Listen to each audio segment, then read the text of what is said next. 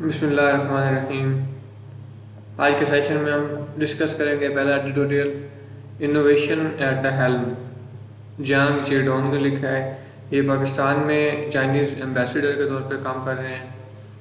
تو ان کا یہ جو ایڈیٹوریل ہے بیسیکلی یہ ہے Chinese new quality productive forces کے بارے میں، کہ جو چائنیز پریزیڈنٹ نے نیو کوالٹی پروڈکٹیو فورسز جو انٹروڈیوس کروائی ہیں، یہ کیا ہے، ان کے کیا جو رول ہے وہ چائنیز اکانومی میں کیا رول پلے کر رہی ہیں یہ۔ اس کے علاوہ یہ پاکستان کے ساتھ جو چائنیز کوآپریشن ہے اس میں ان کا کیا جو ہے پاکستان ان سے کیا بینیفٹ لے سکتا ہے سی پیک میں، اور باقی جو معاملات پاکستان اور چائنا کے آپس میں چل رہے ہیں، جو ریلیشن شپ میں کوآرڈینیشن چل رہی ہے اکانومی کے حساب سے، ملٹری کے حساب سے، تمام معاملات میں جو کوآپریشن چل رہی ہے اس میں پاکستان کے لیے یہ کیا اس میں کون سے جو ہے بینیفٹس پاکستان کو حاصل ہو سکتے ہیں اس سے۔ دوسرا ہمارے پاس ایڈیٹوریل ہے ان آئسولیٹڈ اسرائیل کنٹینیوز دا وار۔ ملیحہ لودھی نے لکھا ہے۔ ملیحہ لودھی جو ہیں یہ پاکستان کے فارمر ایمبیسیڈر رہ چکی ہیں، یو کے لیے، یو ایس کے لیے، اور یونائٹڈ نیشنز میں پاکستان کی ایمبیسیڈر رہ چکی ہیں۔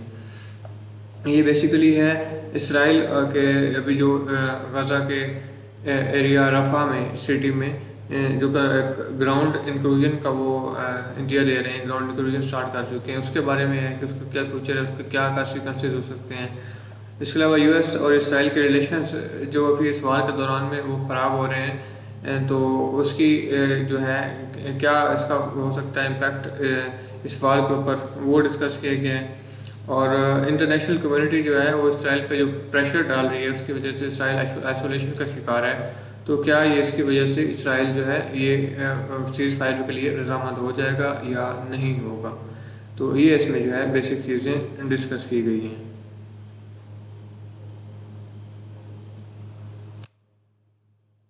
ہمارے چینل کو سبسکرائب کریں، کمنٹ کریں، ہمارے جو کویشچن پوچھتے ہیں ہر ایڈیٹوریل کے اینڈ پہ کویشچن پوچھتے ہیں اس کا آنسر دیں، اور ہماری ویڈیوز کو لائک کریں اور شیئر کرنا نہ بھولیں۔ آپ کا رسپانس ہمارے لیے بہت قابل قدر ہے، لائک کرنا اور شیئر کرنا، کمنٹ کرنا آپ کا یہ ہمارے لیے بہت ہی فیوریبل ہے، ہمارے لیے بہت بینیفیشیل ہوتا ہے۔ تو سبسکرائب کریں تاکہ آپ کو اس طرح کی مور انفارمیٹیو ویڈیوز جو ہیں وہ ٹائم ٹو ٹائم ملتی رہیں۔ بسم اللہ الرحمن الرحیم۔ یسألہ من فی السماوات والارض کل یوم هو فی شان۔ Whoever is within the heavens and earth asks him. Every day he is bringing about a matter. اسی سے مانگتا ہے جو کوئی آسمان اور زمین میں ہے، ہر دن وہ ایک نئی شان میں ہے۔ سورہ رحمان آیت نمبر 29۔ ہر چیز جو ہے، ہر دنیا کی، ہر کائنات کی ہر مخلوق اللہ تعالیٰ سے مانگ رہی ہے، تو یہ اس چیز کی دلیل ہے کہ اللہ تعالیٰ کی ذات کو فنا نہیں ہے۔ اللہ تعالیٰ کی ذات نے ہمیشہ باقی رہنا ہے، وہ غنی ہے، وہ اپنے وجود اور اپنی بقا کے لیے کسی بھی مخلوق کا محتاج نہیں ہے۔ باقی دیکھیں آپ، دنیا کی ہر مخلوق اپنے بقا کے لیے محتاج ہے، اللہ تعالیٰ کی محتاج ہے، دوسری مخلوقات کی محتاج ہے، تو اللہ تعالیٰ جو ہے وہ کسی کا محتاج نہیں ہے۔ تمام مخلوقات ہر ضرورت اللہ سے مانگ رہی ہیں، چاہے وہ زبان کال سے ہو، یعنی کوئی چاہے زبان سے مانگ رہے ہیں جیسے انسان اور دوسرے جانور مانگتے ہیں، یا زبان حال سے ہو کہ آپ جو زمین و آسمان ہیں یہ زبان سے تو نہیں مانگتے، لیکن ان کا حال اس چیز کی گواہی دیتا ہے کہ اللہ تعالیٰ کی یہ محتاجی کو ظاہر کر رہے ہیں کہ یہ اللہ تعالیٰ کے سامنے کس طرح سے محتاج ہے۔ دنیا کی جب ہر مخلوق اللہ تعالیٰ سے مانگتی ہے تو یہ انسان ہی واحد مخلوق ہے جو اپنے رب کو چھوڑ کر کبھی بتوں کے سامنے، کبھی قبروں کے سامنے جھکے ہوئے ہوتے ہیں، کبھی کسی سے مانگ رہے ہیں، کبھی انسانوں سے مانگ رہے ہیں، کبھی جانوروں سے مانگ رہے ہیں۔ تو انسان اشرف المخلوقات ہونے کے باوجود اپنے آپ کو بہت گرا چکا ہے، اپنے آپ کو ایک انتہائی نیچ درجے پہ لے گیا ہے۔ اپنی جو اس کی اللہ تعالیٰ نے اس کو ایک اشرف المخلوقات کا ایک عہدہ عطا فرمایا تھا، وہ اسے نیچے گر گیا ہے کہ وہ اپنے سے کم تر لوگوں سے مانگتا پھر رہا ہے، جانوروں سے مانگ رہا ہے، مٹی کے پتلوں سے مانگ رہا ہے، مٹی کی ڈھیریوں سے مانگ رہا ہے، لیکن اپنے رب سے نہیں مانگ رہا۔ اس سے تو وہ بہتر لوگ ہیں، وہ بہتر مخلوقات بہتر ہیں، وہ جانور بہتر ہیں جو کہ شعور نہیں رکھتے، لیکن اس کے باوجود وہ صرف اپنے رب سے مانگتے ہیں۔ کیونکہ اللہ تعالیٰ نے فرمایا ہے کہ زمین و آسمان میں جو کوئی بھی ہے وہ سب اللہ سے مانگ رہے ہیں، لیکن اس کے باوجود انسان ایک واحد مخلوق ہے جو اپنے رب کو، اصل رب کو چھوڑ کر یہ مٹی کے ڈھیریوں کے سامنے، یہ پتلوں کے سامنے، جانوروں کے سامنے سر جھکاتا پھرتا ہے۔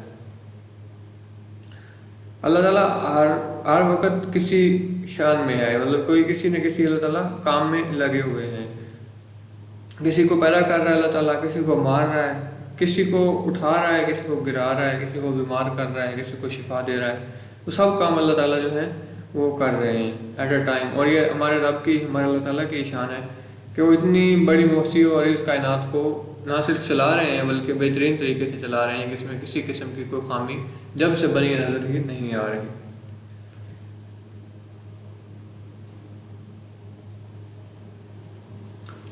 شروع کرتے ہیں اپنے پہلے ٹاپک سے، انوویشن ایٹ دا ہیلم۔ جہاں یہ ڈونگ نے لکھا ہے، چائنیز ایمبیسیڈر ہے پاکستان میں۔ تو ٹاپکس جو ڈسکس کریں گے وہ ہے نیو کوالٹی پروڈکٹیو فورسز کیا ہوتی ہے، اس کو انٹروڈیوس کروائیں گے آپ کو، اور ان کا چائنیز ڈیولپمنٹ میں ان فورسز کا کیا رول ہے، اور پاکستان چائنا کوآپریشن میں جو ہے ان فورسز کو ہم کس طرح سے یوٹیلائز کر سکتے ہیں۔ چائنیز پریزیڈنٹ نے وزٹ کیا تھا ستمبر 2023 میں کچھ نارتھ ایسٹ پروونسز کا، تو اس وزٹ کے درمیان میں انہوں نے نیو کوالٹی پروڈکٹیو فورسز کو انٹروڈیوس کروایا تھا۔ تو اس ٹائم سے یہ تھرو آؤٹ دا ورلڈ کافی ان پہ ڈسکشن کی جا رہی ہے کہ کیا ہے، ان کا کیا رول ہے چائنیز ڈیولپمنٹ میں۔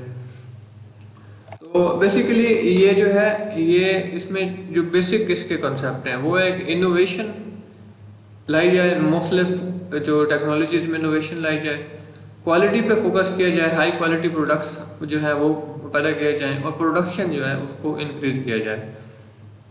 اور دوسرے الفاظ میں دیکھیں تو نئی ٹیکنالوجی، ہائی کوالٹی اور ہائی ایفیشنسی، یہ جو 3 پوائنٹس ہیں نیو کوالٹی پروڈکٹیو فورسز کے، کہ یہ تین چیزوں کی وجہ سے وہ کہتے ہیں کہ ان 3 چیزوں پہ فوکس کیا جائے تو ہماری اکانومی، چائنیز اکانومی کے علاوہ پوری دنیا کی اکانومی جو ہے وہ کہہ لیں کہ ایک اس میں ایک قسم کی ترقی آپ لا سکتے ہیں، ڈیولپمنٹ لا سکتے ہیں، انوویشنز آپ لا سکتے ہیں ان 3 پوائنٹس پہ فوکس کر کے۔ کون سے 3 پوائنٹس؟ انوویشن، ہائی کوالٹی اور ایڈوانس پروڈکٹیوٹی۔ یہ 3 چیزیں اگر ہم مل جائیں اور تو اس سے ایک بہت بڑا ریولوشن برپا ہو سکتا ہے کسی بھی ملک کی اکانومی میں۔ اچھا، وہ کہتے ہیں کہ سائنس اور ٹیکنالوجی ان دونوں کی جو انوویشن، جن کو کوئی جو ہے نا مکس اپ کرتے ہیں، جن کو مکس اپ کرنے سے کیا ہوگا، ان کو مکس اپ کرنے سے نیو کوالٹی پروڈکٹیو فورسز وجود میں آئیں گی، اور یہ جو ہے اس کا مین ایلیمنٹ ہے، کور ایلیمنٹ ہے نیو پروڈکٹیو فورسز کا، سائنس ٹیکنالوجی انوویشنز، یہ نیو کوالٹی پروڈکٹیو فورسز کا مین ایلیمنٹ ہے۔ اچھا، ان کی امپورٹنس کیا ہے، اس کا کیوں اتنا بار بار نیم لے رہے ہیں؟ تو دیکھیں تو ٹیکنالوجی دنیا میں ابھی بہت زیادہ ریولوشن آ رہے ہیں ٹیکنالوجی کی فیلڈ میں، تو ہمارے پاس بہت سی اپورچونیٹیز ہیں کہ ہم اپنی انوویشنس کو بڑھا سکیں، ان کو بہتر کر سکیں۔ اس کے علاوہ جو ٹریڈیشنل انڈسٹریز ہیں ان کے اندر اس طرح کی چیزیں لائی جا سکیں کہ ان کے اندر جو ایک کنزرویٹو سسٹم پڑا ہوا، پرانا سسٹم ہمارا پڑا ہوا، اس کو اپ گریڈ کیا جا سکے۔ تو چائنیز گورنمنٹ یہی کر رہی ہے کہ وہ اپنی ہائی کوالٹی ڈیولپمنٹ کے لیے ان جو ہے نیو پروڈکٹیو فورسز کو، نیو کوالٹی پروڈکٹیو فورسز کو امپلیمنٹ کر رہے ہیں۔ نیو کوالٹی پروڈکٹیو فورسز مطلب کہ اپنی وہ ٹیکنالوجی کو ایڈوانس کر رہے ہیں، ٹیکنالوجی کو ایڈوانس کر کے ہائی کوالٹی پروڈکٹس پیدا کر رہے ہیں، اور اس کے ساتھ ساتھ وہ اپنی جو ڈیولپمنٹ ہے اس کو ڈبل کرتے جا رہے ہیں، اس کو بڑھا رہے ہیں۔ اسی کی وجہ سے ہے کہ چائنا کی اکانومی دنیا کے تمام معاملات کے باوجود، ہم کمپلیکس جو انوائرمنٹ بنا ہوا ہے، ایک اسٹریٹجی کے حساب سے دیکھیں یا اکانومی کے حساب سے دیکھیں تو جو چائنیز اکانومی ہے وہ اوپر ہی جا رہی ہے، اس کو امپرومنٹس اس میں نظر آ رہی ہیں ہمیں۔ تو چائنا کے اندر یہ پہلے سے اس چیز کو امپلیمنٹ کر رہے ہیں کہ نیو پروڈکٹیو فورسز کو، اور وہ اپنی سائنس ٹیکنالوجی کے انوویشن میں کافی بریک تھرو حاصل کر چکے ہیں، اور وہ چاہتے ہیں کہ وہ through out the world in forces کو جو ہے وہ لاگو کریں، اور ویل بینگ آف پیپل جو ہے کسی بھی کنٹری کے لیے ان کو یوز کر سکیں۔ چائنا کی اکانومی کی بات کریں تو 2023 میں چائنیز اکانومی جو تھی $17.51 ٹریلین ہو چکی تھی۔ گروتھ ریٹ ان کا 5.2% تھا، جو کہ دنیا کی تمام میجر اکانومیز سے ان کا زیادہ تھا۔ 2024 میں ان کا گول ہے کہ ان کی گروتھ ریٹ جو 5.0 رہے، گروتھ ریٹ ان کا 5.0 رہے۔ اس کو وہ کرنے کے لیے جو بیسک چیزیں یوز کر رہے ہیں وہ کوالٹی پروڈکٹیو فورسز کو یوز کر رہے ہیں، تاکہ اس جو ہے ان کے گول کو وہ اچیو کر سکیں۔ 5.0% گروتھ ریٹ کے گول کو اچیو کرنے کے لیے وہ نیو کوالٹی پروڈکٹیو فورسز کو استعمال کر رہے ہیں۔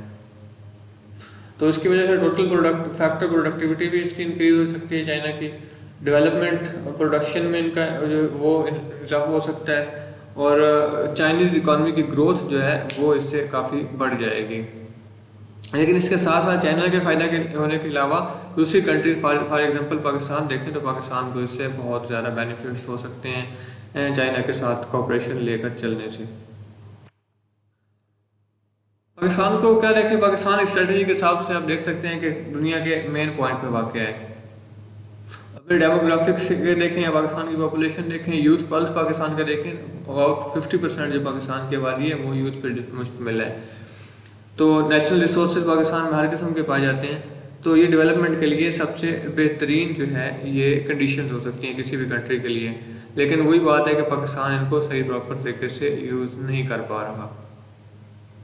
پاکستانی گورنمنٹ نے 5E فریم ورک جو ہے وہ اس کا انٹروڈیوس کروایا تھا، جس میں 5E کا مطلب کیا ہے، ایکسپورٹس، اس کے علاوہ پاکستان کے اندر جو ہے الیکٹرانک سسٹم کو لے جانا، مطلب جس طرح انٹرنیٹ کو بڑھانا، بینکنگ کو آن لائن کرنا، اس طرح کی پاکستان کا انیشیٹو ہے۔ اور environmental and climate change, environment کو آگے سے مزید اس کو امپروو کیا جانا، انوائرمنٹ کے اندر کلائمیٹ چینج کو روک تھام کرنا، انرجی اور انفراسٹرکچر پہ کام کرنا، انرجی کے جو اتنے پروجیکٹس چل رہے ہیں ان کو مزید بہتر طریقے سے چلانا، نئے پروجیکٹس لگانا، انفراسٹرکچر کے لیے روڈز ہو گئے، بریجز ہو گئی، اس طرح کے انفراسٹرکچر بلڈنگ جو جن کی ضرورت ہے پاکستان کو، ان کو نئے سرے سے شروع کرنا، اور ایکویلٹی لانا، ایکویٹی اور امپاورمنٹ جو ہے وہ عوام کے اندر ایکویلٹی بھی ڈیولپ کرنا، ان کو امپاور بھی کرنا۔ تو یہ ہے پاکستان کا 5E فریم ورک۔ تو اگر اس کو یہ چائنیز پروڈکٹیو فورسز کے ساتھ اگر ان کو جو ہے پاکستان اپنا 5E فریم ورک کو میچ کرتا ہے، تو یہ پاکستان کے لیے لیپس اینڈ باؤنڈس جو ہے پروگرس کے لیے ثابت ہو سکتی ہیں۔ چائنا پاکستان کوآپریشن کی بات کریں تو چائنا پاکستان اکانومک کوریڈور جو ہے وہ ایک اس کی بہترین مثال ہے۔ فیز 1 جو ہے وہ اس کا کمپلیٹ ہو چکا ہے، اور اس کی جو اچیومنٹس ہوئی ہیں وہ پاکستان کی اکانومی اور سوشل ڈیولپمنٹ کے لیے بہت کروشل ثابت ہوئی ہیں۔ اور ایگزامپل دیکھیں تو پاکستان کی رینیویبل انرجی، اس طرح ونڈ ہو گئی، سولر انرجی ہو گئی، اس طرح کی ہائیڈرو پاور انرجی، تو اس میں پاکستان کو اس سے بہت زیادہ فائدہ ہوا ہے۔ آئی ٹی کے شعبے میں، بایو ٹیکنالوجی کے شعبے میں پاکستان جو ہے فیز 1 کے ذریعے سے بہت زیادہ فائدہ اٹھا چکا ہے۔ پاکستان کے اندر چائنا ابھی تک 4 ونڈ فارم لگا چکا ہے، ایک ہائیڈرو پاور پلانٹ، اور مطلب پانی بجلی کے پاور پلانٹس ہیں جن سے یہ پانی سے بجلی بنائی جاتی ہے، ٹربائنس کو گھما وغیرہ کر۔ ہائیڈرو پاور پلانٹ کا تھوڑا سا آپ کو بتا دیتے ہیں کہ یہ اس کا مطلب یہ ہوتا ہے کہ دریاؤں کے اوپر بند باندھ کر، ایک بیسک کنسیپٹ کو لیکن آپ کو بتا دیتے ہیں کہ دریاؤں کے اوپر بند باندھ کر ان سے جو ہے پانی سے ٹربائنس کو گھمایا جاتا ہے اور جنریٹ کرتی ہے الیکٹریسٹی، تو یہ کہتے ہیں ہائیڈرو پاور پلانٹ۔ ونڈ فارمس کے بھی اس طرح کے ونڈ کو یوز کرتے ہیں اور ٹربائنس کو گھماتا ہے اور اس سے جو ہے الیکٹریسٹی پروڈیوس ہوتی ہے۔ سولر پاور کے بارے میں آپ جانتے ہی ہوں گے کہ سولر پینلس کے ذریعے الیکٹریسٹی جنریٹ کی جاتی ہے۔ تو یہ پاکستان کے اندر ایک سولر پاور اسٹیشن لگا چکے ہیں چائنیز، اور 2 ہائیڈرو پاور اسٹیشن ابھی جو ہے کنسٹرکشن ہے، انڈر کنسٹرکشن ہے۔ اس کے علاوہ دیکھیں تو نیوکلیر پاور پلانٹس پہ کافی پاکستان کے اندر چائنیز جو ہیں وہ کام کر رہے ہیں۔ اس کے علاوہ پاکستان کے اندر لاہور سیف سٹی پروجیکٹ وہ چائنیز کمپنی نے لگایا ہے، جس کی وجہ سے ٹریفک وائلیشن جو ہے وہ 40% جو ہے 40% وہ کم ہو گئی ہیں۔ سی پیک فیز 2 پہ کام ابھی شروع ہو چکا ہے۔ تو پاکستان اور چائنا کے پاس ایک بہت بڑا اس میں اپرچونٹی ہے کہ وہ اس کوریڈور کے ذریعے سے اپنے ڈیولپمنٹ کے اندر ہائی اسٹینڈرڈس کو اچیو کر سکیں، اور پاکستان کے لیے اس میں موقع ہے کہ پاکستان سیلف ریلائنس کا اس میں جو ہے وہ حاصل کر سکتا ہے، سیلف ریلائبل ہو سکتا ہے پاکستان دوسری کنٹریز پہ ڈپینڈنٹ رہنے کا۔ فار ایگزامپل دیکھیں تو ڈپینڈنسی پاکستان کی دیکھیں IMF کے اوپر، USA کے اوپر ہیں، وہ پاکستان اس سے کم کر سکتا ہے۔ پاکستان گورنمنٹ جو ہے ریفارمس لا رہی ہے، تو اس کا کیا فائدہ ہوگا کہ جو ڈیولپمنٹ ہے وہ تیز ہو جائے گی۔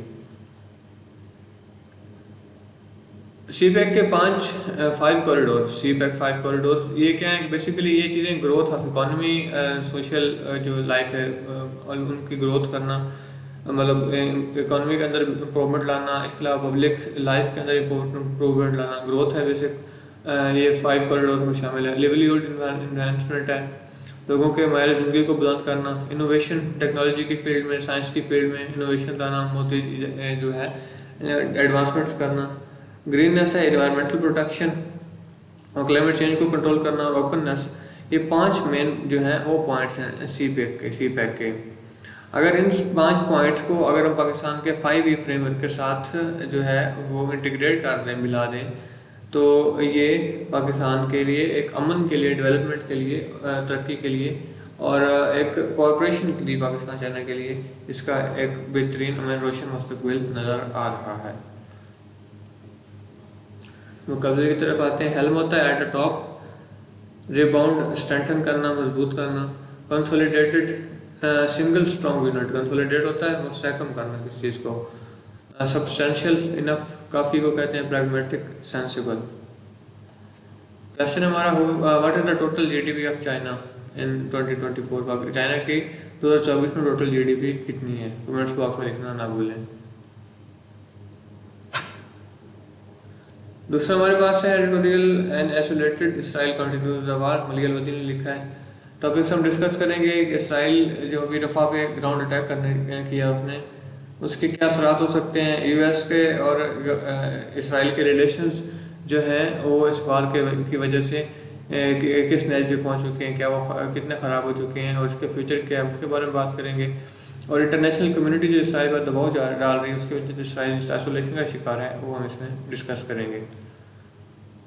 7 مہینے تقریباً ہو چکے ہیں، اکتوبر سے لے کر آج تک دیکھیں تو تقریباً 7 مہینے بنتے ہیں۔ اس میں اسرائیل جو ہے وہ ایک ظالمانہ ایک بروچل وار جو ہے وہ غزہ کے اوپر اس نے امپوز کی ہوئی ہے۔ اس کے باوجود اسرائیلی گورنمنٹ جو ہے وہ رفح کے اندر ایک جو بھی رفح کے بارے میں بات کریں تو یہ ساؤتھ میں، غزہ کے ساؤتھ میں واقع ابھی ایک شہر رہ گیا، سٹی ہے جب تقریباً 10 لاکھ کے قریب فلسطینی پناہ لیے ہوئے ہیں۔ آپ دیکھ سکتے ہیں ان کو شمال سے جو ہے وہ ان کو فورس کیا گیا ہے، ان کو ایویکویشن پہ مجبور کیا گیا اور وہ سارے ایک جگہ پہ اکٹھے ہو گئے ہیں رفح کے اندر۔ تقریباً 10 لاکھ کے قریب فلسطینی جو ہے وہاں پہ پناہ لیے ہوئے ہیں، اور وہاں پہ اسرائیل جو ہے وہ اٹیک کرنے جا رہا ہے، گراؤنڈ اٹیک وہاں پہ کرنے کے لیے۔ اس کے ٹینکس جو ہیں وہ رفح کے آؤٹ اسکرٹس پہ رفح جو ہیں گریز و نواح میں وہ جمع ہو چکے ہیں، تو اس کو خالی کرانے کا، رفح کو خالی کرانے کا آرڈر دے چکے ہیں، اور اس کی وجہ سے تقریباً 3 لاکھ کے قریب جو ہیں لوگ وہ اس شہر کو چھوڑ چکے ہیں۔ لیکن ان کے لیے رفح چھوڑ جانے کے باوجود وہ کہیں بھی سیف نہیں ہے۔ یو این آفیشلس کے مطابق اس کی وجہ سے جو اگر رفح پہ اس طرح کی وہ گراؤنڈ انویژن کرتے ہیں، گراؤنڈ اٹیک کرتے ہیں، تو اس کی وجہ سے ایک فیمائن کا خطرہ ہے، قحط کا خطرہ ہے غزہ کے اندر۔ تو یہ کافی ایک سینسٹیو سی اس صورتحال بنی ہوئی ہے، تو لیکن اس کے باوجود اسرائیل جو ہے وہ اپنی اس ظالمانہ کارروائیوں سے باز نہیں آ رہا۔ انٹرنیشنل رسپانس دیکھیں تو اس کی اسرائیل کو کافی کنڈیم کیا گیا تھرو آؤٹ دا ورلڈ، تمام کنٹریز نے اس کو کنڈیم کیا ہے، اور اس کے بارے میں کہا ہے کہ اگر وہ رفح کے اوپر ابھی وہ اٹیک کرتا ہے تو یہ ایک اس کے بہت ہی ڈینجرس کنسیکوینسز، ریمیفیکیشنز ہو سکتے ہیں۔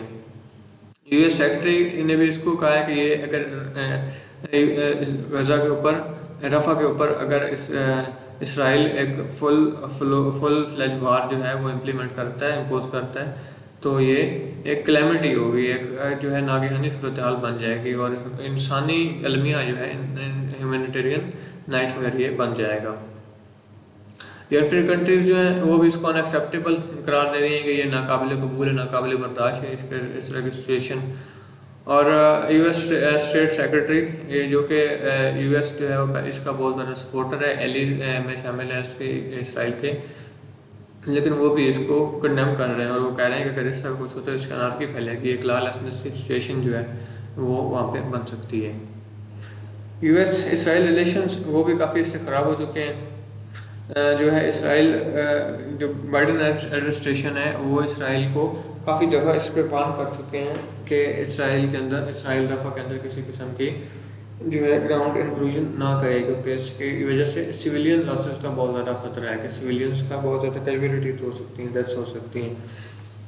ایون کہ امریکن پریزیڈنٹ نے خود نیتن یاہو سے کہا ہے کہ اگر اس طرح کی کوئی بھی کسی بھی قسم کا مینوور کیا اسرائیل نے تو واشنگٹن جو ہے وہ اس کو سپورٹ نہیں کرے گا. تو اسی وجہ سے یو ایس نے ابھی تقریباً مطلب کہہ لیں کہ تھاؤزنڈ آف بامس ایمونیشن کا ایک وہ جو ڈیلیور کر رہے تھے ان کو، اس کو انہوں نے روک دیا، اس کو پاس کر دیا ہے کہ وہ ڈیلیور نہیں کریں گے، کیونکہ ان کو خطرہ ہے کہ وہ یہ تمام ایمونیشن جو ہے وہ یوز کریں گے رفح کے اندر. تو یہ ایک سائن بھی ہے کہ یو ایس کتنا اس سے فرسٹریٹڈ ہو چکا ہے ساری سچویشن سے، اور وہ اپنی جو ایک ان کی بلائنڈ سپورٹ تھی اسرائیل کے لیے اس کو وہ روک رہے ہیں، اس کو کام کر رہے ہیں.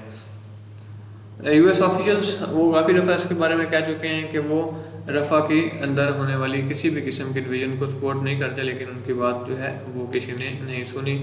آپ ریسنٹلی دیکھ سکتے ہیں کہ ایک یو ایس ملٹری آفیشل نے ریزائن کر دیا اسی وجہ سے کہ وہ رفح کے اندر ہونے والی جو یہ کارروائی ہے اس کو سپورٹ نہیں کر رہا تھا. اس نے احتجاجاً جو ہے اس کو ریزائن دے دیا ہے اپنی سروس سے کہ یو ایس جو ہے وہ بلائنڈ سپورٹ کیوں کر رہا ہے اسرائیل کو جینوسائیڈل وار میں.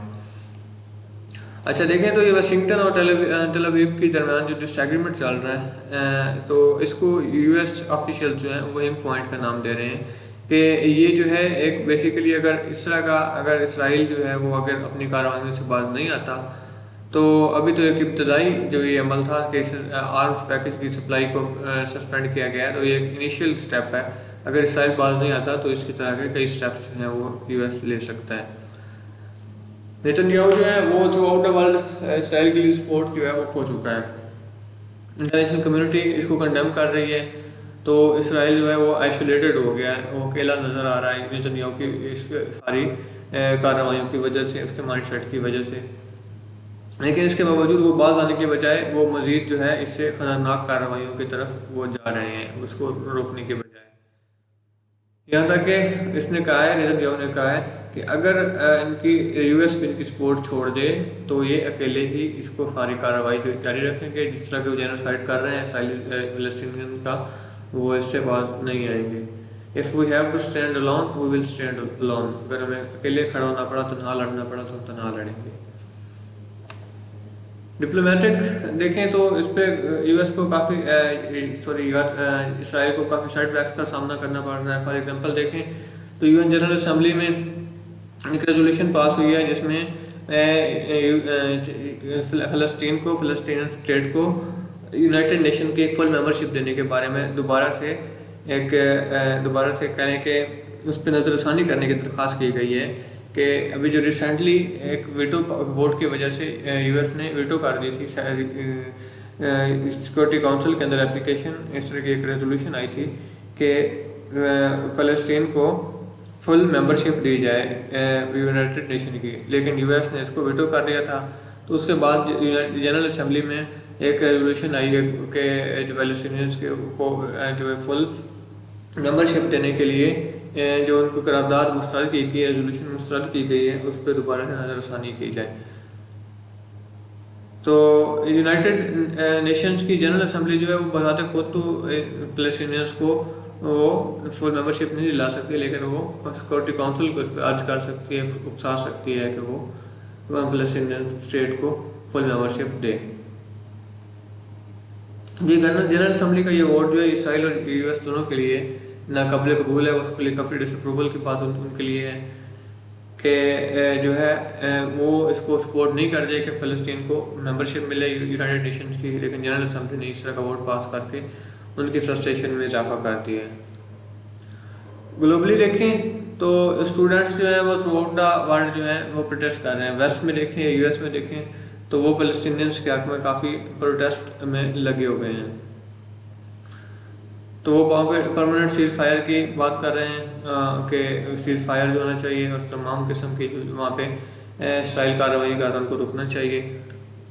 لیکن ان کو کافی جو ہے وہ سختی کے ساتھ ان سے ڈیل کیا جا رہا ہے یونیورسٹی انتظامیہ کی طرف سے. لیکن اس کے باوجود اسٹوڈنٹس کا جو پروٹیسٹنگ چل رہی ہے وہ کم نہیں ہو رہی. یہاں تک کہ فیکلٹی ممبرس جو وہاں پہ ان کے ٹیچرس تھے وہ بھی اس کو جوائن کر چکے ہیں.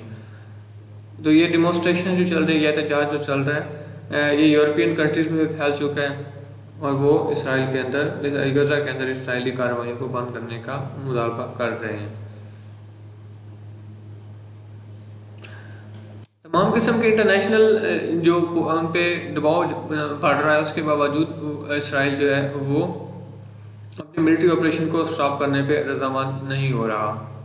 تمام قسم کی انسانی امداد اس نے بند کی ہوئی ہے اور جان بوجھ کر, جانتے بوجھتے ہوئے وہ گلوبل کمیونٹی, انٹرنیشنل کمیونٹی جو باتیں کر رہی ہے کہ وہاں پہ ساری کارروائی کو روکا جائے, وہ اس پہ کان دھرنے کے لیے تیار نہیں ہو رہے. بائیڈن ایڈمنسٹریشن بھی پراپرلی اس پہ مکمل فورس نہیں لگا رہے, ڈسیسو پریشر نہیں لگا رہے کہ وہ اسرائیل کو فورس کریں, اور نیتن یاہو بھی جانتا ہے. لیکن اس کے باوجود واشنگٹن جو ہے وہ اپنے اس کو ریلیشن کو خراب نہیں کرنا چاہے گا اسرائیل کے ساتھ. بائیڈن ایڈمنسٹریشن کے بارے میں بھی جو نیوز میں کچھ باتیں چل رہی ہیں کہ باوجود اس کی انہوں نے ابھی ریسنٹلی اس کو پاز کیا ہے کہ وہ اسرائیل کو جو ہے ایمونیشن نہیں دیں گے, لیکن ابھی کانگریس کو انہوں نے بتایا, نوٹیفائی کیا ہے کہ تقریباً $1 بلین کے جو آرمز پیکیج, ایمونیشن پیکیج ہے, وہ اسرائیل کو دینے جا رہے ہیں. تو شاید یہی وجہ ہے کہ بیک اینڈ پہ جو امریکن سپورٹ ہے, US سپورٹ کر رہا ہے اسرائیل کو, اسی وجہ سے نیتن یاہو جو ہے وہ کسی بھی قسم کے سیٹ بیک سے, کسی بھی قسم کے پیچھے ہٹنے سے وہ جو پیچھے ہٹنے پہ راضی نہیں ہو رہا. مقابلے کی طرف آتے ہیں. انٹینٹ ڈٹرمنیشن کو کہتے ہیں, ارادے کو کہتے ہیں. ڈینونسیشن, کنڈمنیشن, مذمت کرنا. ہدر ٹو, انٹل ناؤ, اب تک. سیور کٹ کو کہتے ہیں ختم کر دینے کو. ڈیٹر پریونٹ ایکٹنس, کسی چیز کو ہونے سے روکنا. کوشچن ہمارا, what is the name of USA state secretary. USA کے اسٹیٹ سیکرٹری کا کیا نام ہے؟ کمنٹس باکس میں لکھنا نہ بھولیں.